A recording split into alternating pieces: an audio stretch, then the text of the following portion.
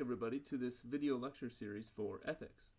In this video we're going to continue our examination of Aristotle's notion of greatness of soul, and what we're going to see is a little further into what this virtue entails and why Aristotle makes the rather interesting claim that greatness of soul is the crown of all the virtues, which it would seem at first glance would make it a rather important virtue to pursue. But before we get there, let's recall to ourselves some of the basic components of greatness of soul.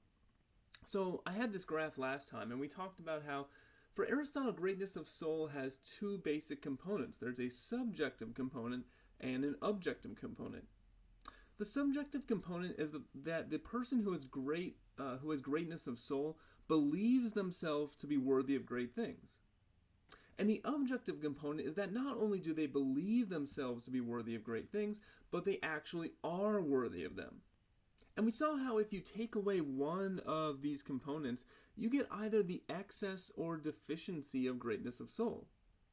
So if someone merely believes themselves to be worthy of great things, but hasn't done anything great, hasn't done anything praiseworthy, then we say they're vain or foolish. And that's the excess of greatness of soul, or the excess of our disposition to desire honor. On the other hand, if you have done something great, but you don't believe that you've done something great, right? You don't recognize or own up to the fact that you've done something great. As we talked about last time, if you have a sense of humility that's simply self-deprecation, then Aristotle says you have smallness of soul, you're timid, and this is the deficiency of our desire to pursue and want honor. So we saw how the excess and deficiency of this quality come about. Let's actually take a look at the virtue itself, which of course is greatness of soul, and take a look at how Aristotle describes this quality. Aristotle says, the great-souled person then is an extreme with regard to the grandness of his claims, but a mean with regard to their correctness.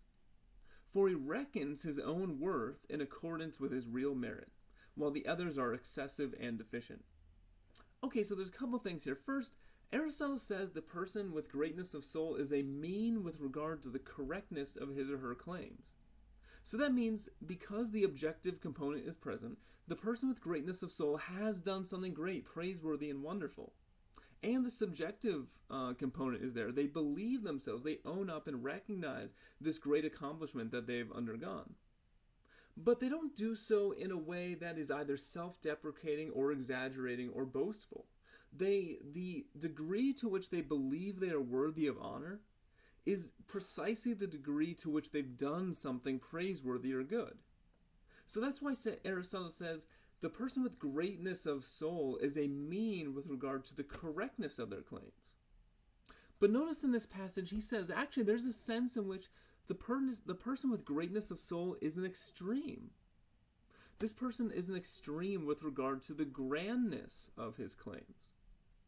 Now, to understand what he's saying here, Aristotle actually mentions, not in the portion you read, but he mentions that there is another virtue concerned with the pursuit of small honors, right? So just sort of everyday small praises you might get for, maybe being kind to someone in an ordinary way, or helping someone out, just like, or maybe even having good manners, right? These are all just small little day-to-day honors that we might get. And, because we want those and pursue those, there's a virtue with regard to those. Now, he doesn't actually give it a name, but it's just a sort of virtue that has to do with small honors and small praiseworthy accomplishments. So, but he says, the person who achieves those things and understands their worth with regard to those small things, they don't get to be called having the virtue of greatness of soul.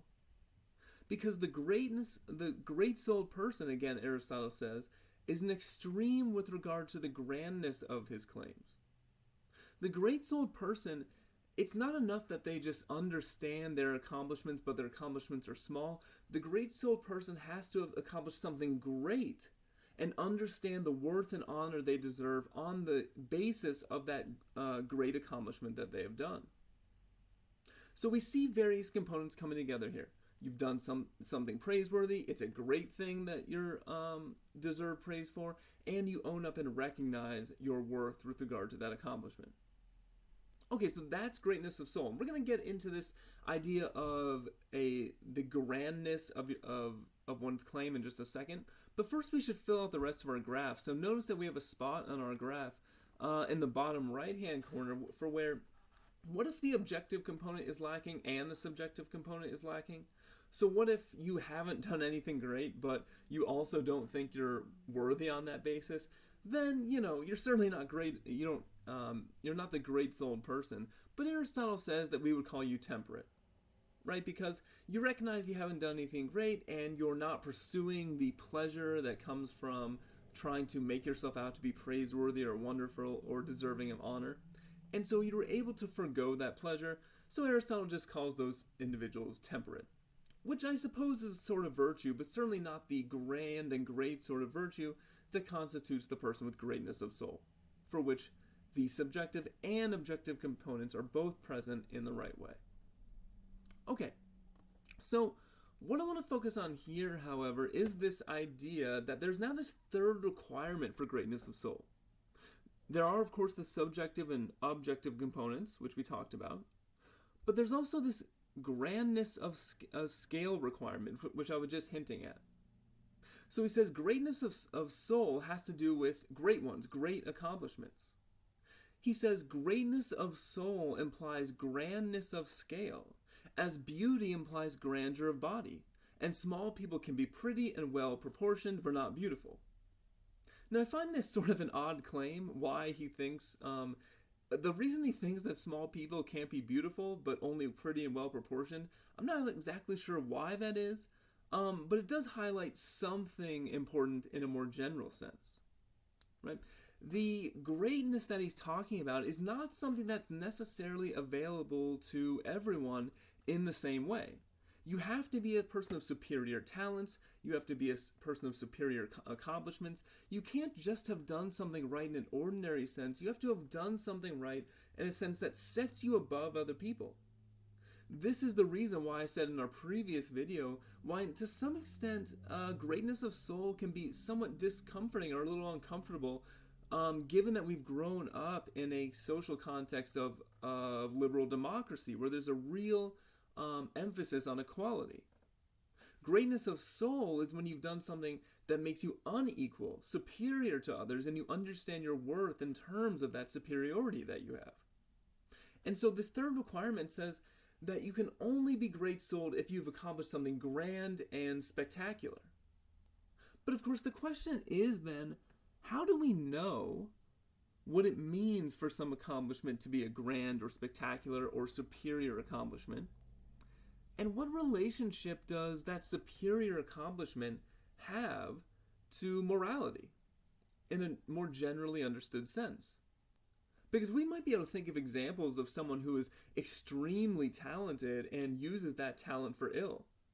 Right? We might think of a criminal mastermind whose knowledge of computers and computer science allows them to hack into other computer systems and steal money in a way that the average person who just uses a computer for their normal daily tasks would never be able to do. And in a sense, you might be able to look at that accomplishment and say, wow, the efficiency, the speed, the creativity, and just utter competence with which they've hacked all these computers is extremely impressive, and it actually shows this person as a sort of genius. But it would be weird to say that this is a grand accomplishment worthy of praise. So a question we need here is, when does an accomplishment meet the grandness of scale requirement? When does it get to be considered a great, superior, and wonderful accomplishment?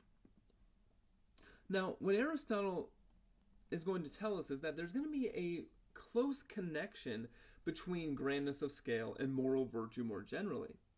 And to see this, the question I want to start with is mere success in some endeavor enough for one to qualify as great-souled? So whether we're talking about an athletic context, an artistic context, a context of business or academics, is just being the absolute best and being successful and defeating your opponents, is that enough for grandness of scale? Is that enough to meet the grandness of scale requirement?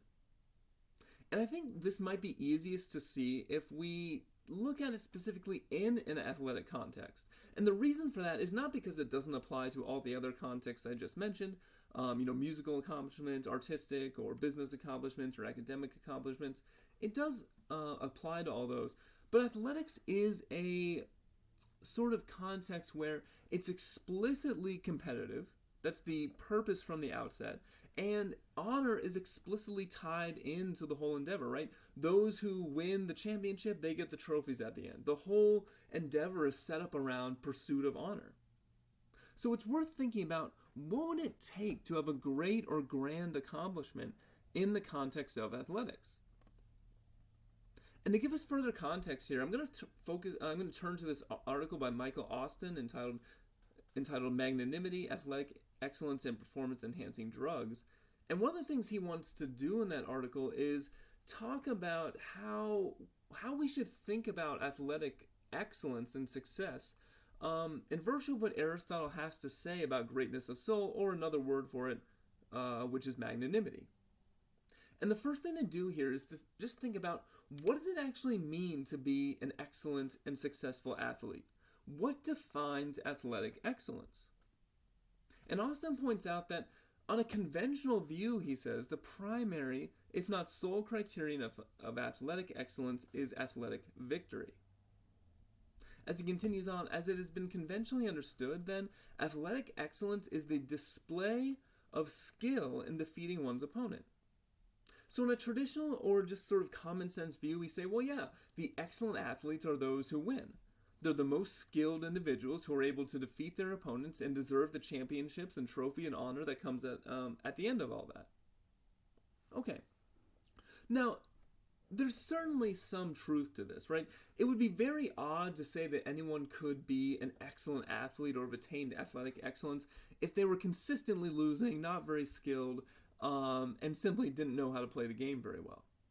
Fair enough. But the question is winning, is success in any endeavor, is that sufficient? Is that enough?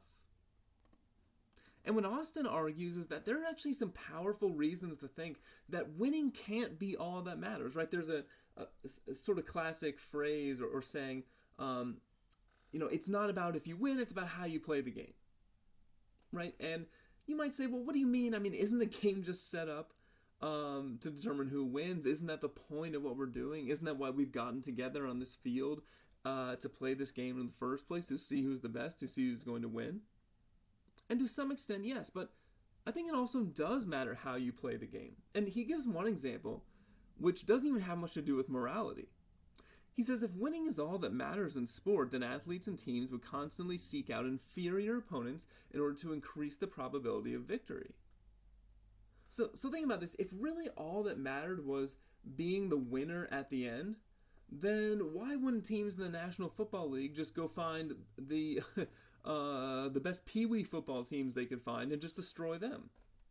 If winning really was all that mattered, then that would be the best strategy to win, to find the weakest opponents. But of course, if the Dallas Cowboys, for instance, went and destroyed all the local Dallas Pee-wee football teams, we wouldn't think they were worthy of any great honor. In fact, we might think they were morally reprehensible for essentially taking advantage of a bunch of vulnerable kids. And so what this shows is that winning can't be all that matters in sport. And if winning isn't all that matters in sport, then sport has to be guided by some sort of higher values.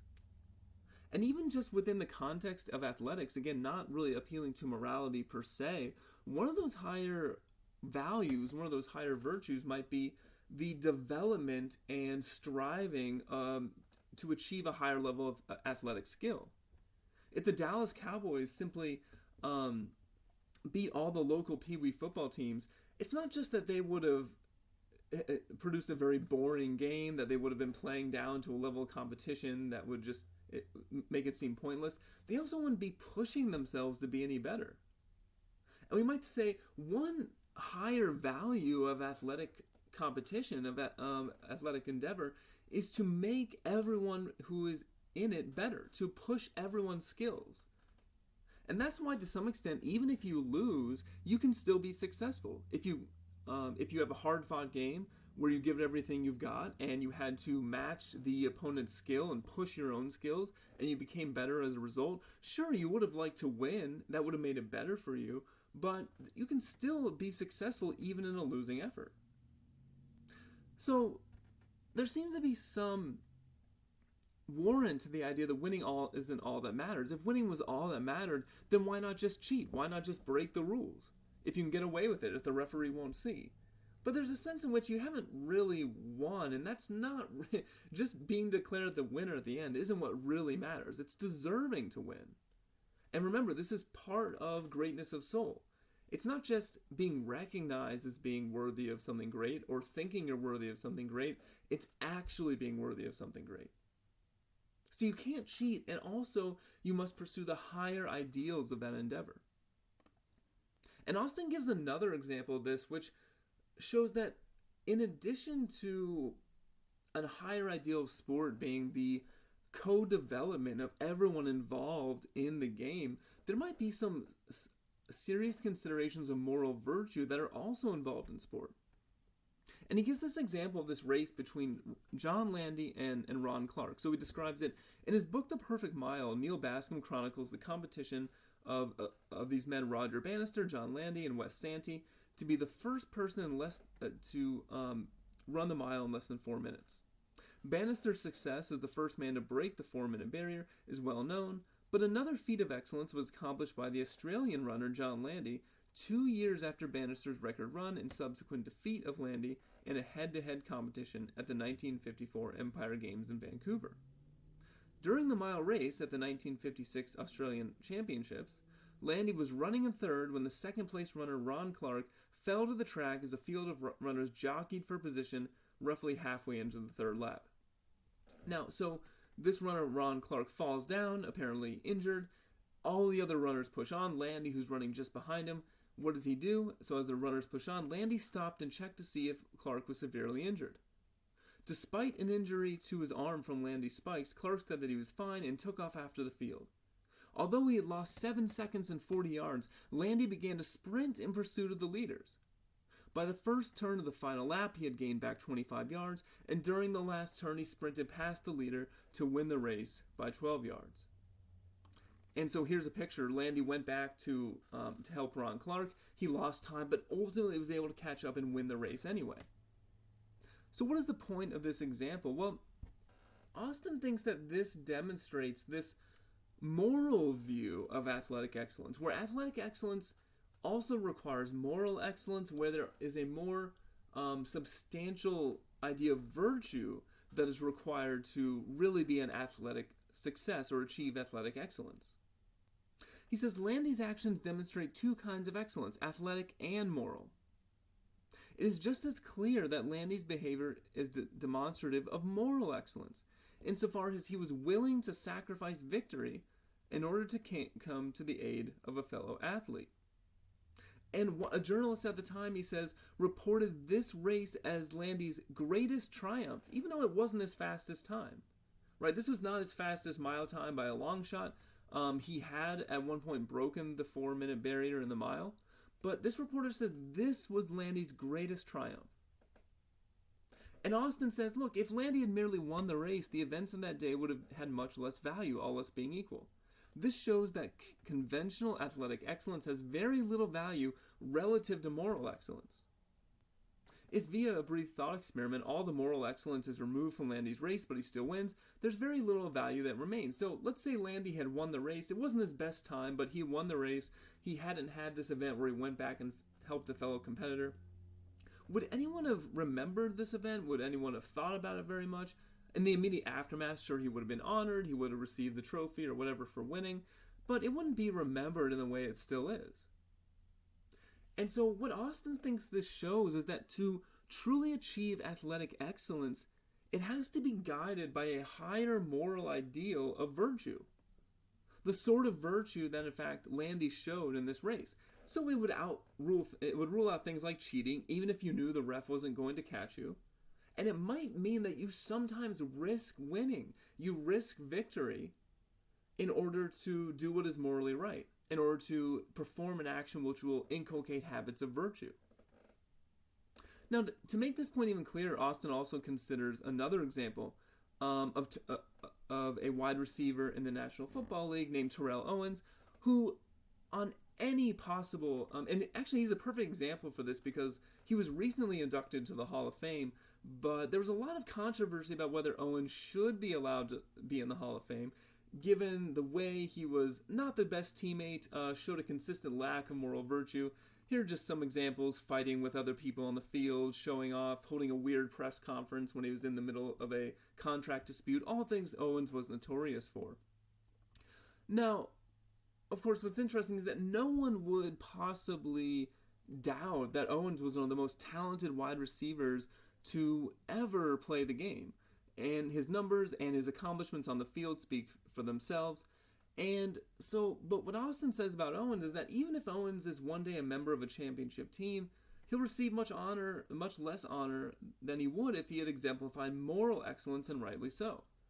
This provides further for the conclusion that without moral excellence, athletic excellence has very little value. And so it really gets to this question of what is actually important when we are thinking about who is the best athlete, who is the best artist, who is the best business person, who is the best at academics, right? Is it merely success in the endeavor itself, or is it using that endeavor to a higher moral end, a higher purpose? And if Aristotle is right, of course, if the very end of a human life is eudaimonia, and eudaimonia only comes through inculcating moral virtue, then that should affect all facets of our life, even explicitly competitive ones. And in some competitive endeavors and enterprises, it might be necessary to possibly risk winning if doing so is necessary to cultivate the higher moral virtues. Okay, now what does this show us? Well, it shows us something important about the grandness of scale requirement. And in fact, as Aristotle himself says, having an accomplishment that's grand in scale, that is truly great and superior, requires moral virtue. So here's what Aristotle says: the great-souled person, since he is worthy of the greatest things, must be the best person of all. For the better a person is, the greater the things he is worthy of, and the best will be worthy of the greatest things. So the truly great-souled person must be good. So if you are the top of the business world, if you are the best artist, if you are the best student, if you're the best athlete, but you completely lack any moral virtue, if you don't see those endeavors as tending to a higher end of inculcating a virtuous character, then Aristotle says you still haven't done enough to say you've accomplished something great, even if you're the absolute best at what you've done. And the reason Aristotle thinks this, he thinks that grandness of scale requires possession of virtue. The reason he thinks this can be sort of summed up in the following argument. This is what he's saying here. P1, the great-souled person is worthy of the greatest things. So you start with the claim that if you have greatness of soul, then you deserve the highest honors, the greatest things. Now P2, if the great-souled person is worthy of the greatest things, then the great-souled person must be the best person of all. And that seems to make sense. If you're going to say that someone is worthy of the greatest things, then to be worthy of the greatest things, then you have to be the best kind of person. If you weren't the best kind of person, why would you be worthy of the greatest things? Remember what Aristotle said before, that the way we honor is important, and it's important to think about honor because we give honor to the gods. And presumably we give honor to the gods because they're the best sort of entities. So if a human being is worthy of the greatest things, if a person is, then that person must be the best sort of person of all. So then you have to ask yourself the question, what does it mean to be the best sort of person? What do you need to be the best person?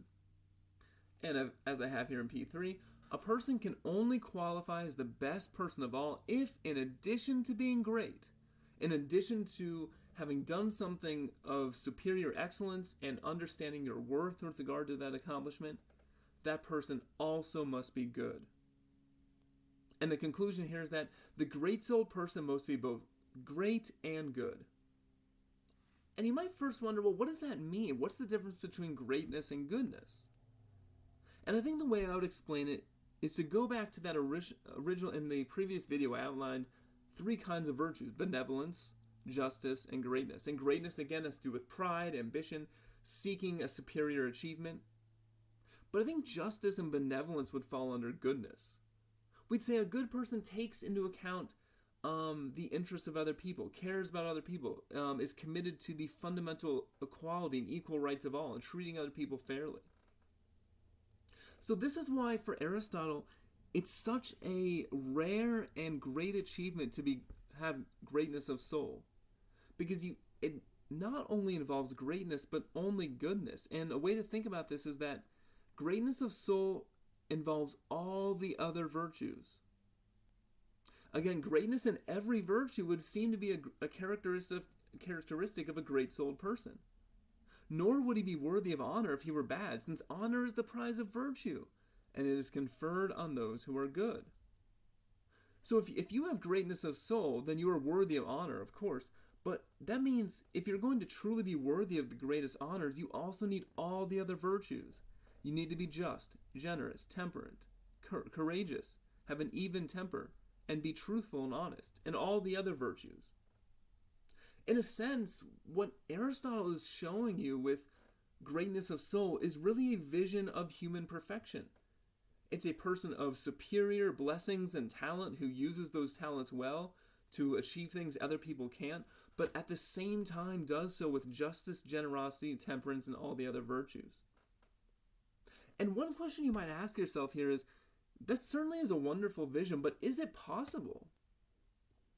To what extent is it actually possible to achieve something so great and superior and still retain all the other virtues? In the real world, can you be the best at something and also be completely just and generous? If you're completely just and generous, won't that take away, potentially, from your accomplishment? Now, I think this is a real problem. It's a classic and very old problem of philosophy of, can you have one virtue without having the others? Or do they all come as a package? And I think to some extent, in terms of greatness of soul, I think we'd have to say for Aristotle, we have to think about, again, what it means to have a great accomplishment. For him, mere success isn't enough. It has to come with virtue. So if you have to sacrifice justice or generosity or temperance or any of the other virtues to get ahead, then to whatever extent you get ahead by doing that doesn't contribute to you truly accomplishing something great. And this is why, as I said, one of the more provocative and interesting statements that Aristotle makes, he says, greatness of soul then seems to be a sort of crown of the virtues, because it makes them greater and does not occur in isolation from them. The person with greatness of soul, their virtues of justice and generosity and temperance and courage will be greater because they understand the worthiness of their accomplishments. They understand how they deserve to be honored. And also, because greatness of soul implies all the other virtues, it doesn't occur in isolation from all the other virtues. If you have achieved greatness of soul, you are as close to moral perfection, perhaps, as a human being can be. And so it's the crown of the virtues. It's the finishing touch. Understanding the honor you deserve in virtue of your excellent talent, in virtue of your excellent moral character, overall in virtue of your human excellence. Okay, so I will stop there. I hope this video was useful, and I will see you next time.